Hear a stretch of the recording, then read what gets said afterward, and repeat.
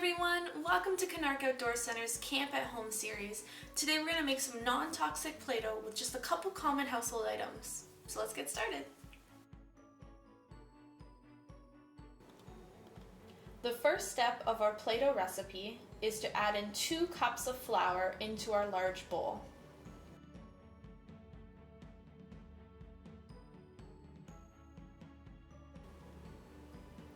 Next, we're going to measure out 1 cup of salt and add that to the bowl as well. We'll gently mix with a spatula. And then I've gone ahead and pre-measured out my 1 cup of cold water.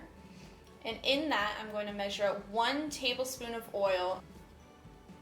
We'll slowly add our wet mixture into the dry ingredients in our bowl.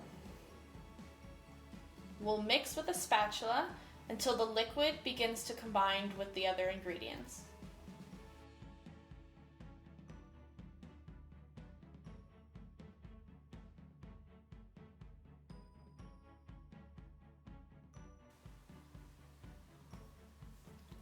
Then we'll begin to gently knead our dough with our hands until it is thoroughly mixed and can begin to form a ball shape.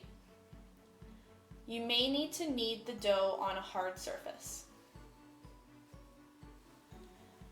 Next step, we'll divide the dough into equal parts.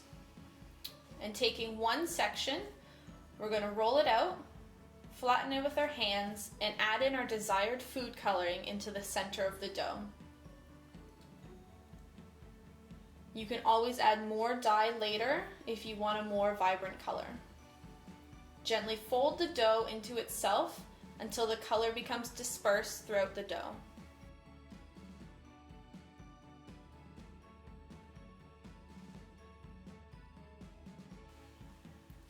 Feel free to dye the rest of the dough any desired color you wish.